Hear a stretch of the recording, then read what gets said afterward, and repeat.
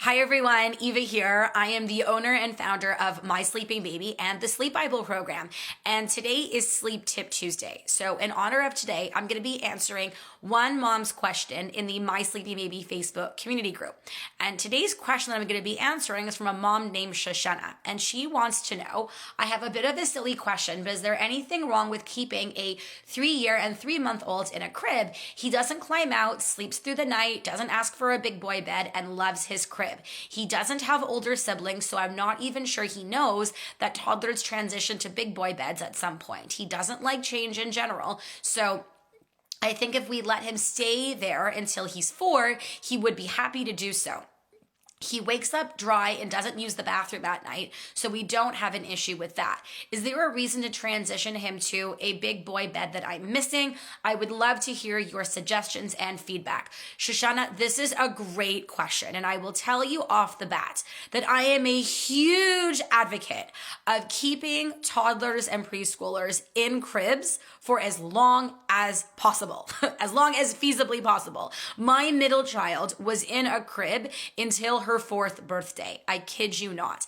And the reason why I'm such a huge proponent of cribs for toddlers and preschoolers is because the reality is that many of these young children do not have the maturity to handle all the freedom offered by a bed. Remember that the crib keeps your little one contained, which is a good thing because toddlers and preschoolers are not exactly known for impulse control. That's not their strong suit. And so when a child is in a bed, all of a sudden, they have the ability to leave their bed and leave their room whenever they please. And a lot of the time, these kids are going to start leaving their room and leaving their bed just because. Why not? I mean, if they have the ability to and they have the freedom, why wouldn't they?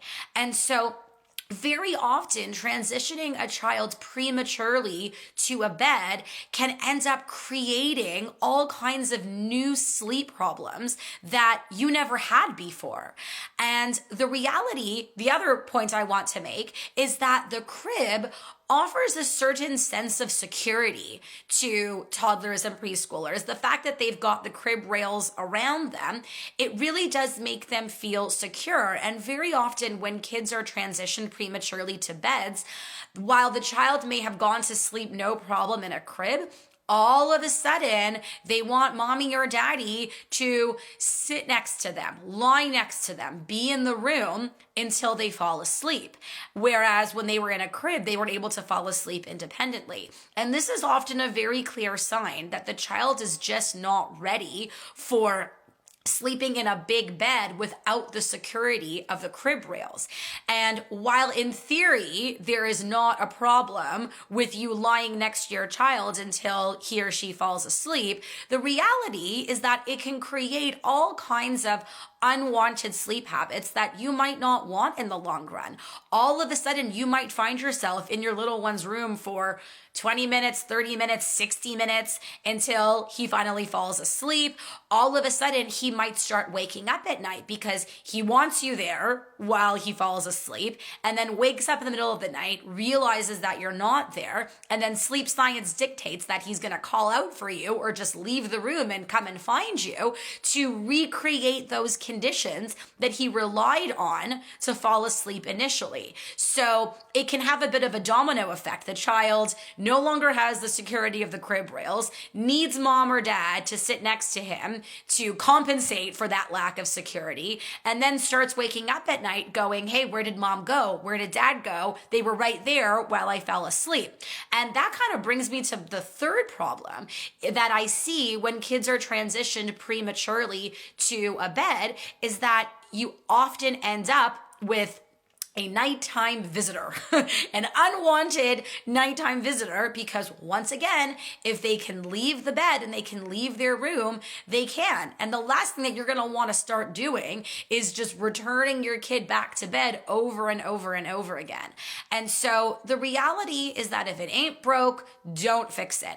If your little one is not jumping out of the crib and that it is perfectly safe to keep your little one in the crib until their 4th birthday, then continue continue to do so. There is honestly no rush. And if you have a toddler or a preschooler who is giving you sleep troubles, then chances are transitioning them to a bed is not only not going to fix the problem, but it's actually likely going to worsen the problem because of all this extra added freedom. So not only might you be looking at night wakings, for example, but you might be looking at longer night wakings because your little one is no longer contained.